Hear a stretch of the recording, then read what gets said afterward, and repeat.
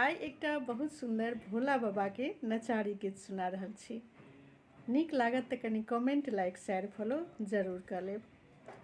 दुखिया के करियौ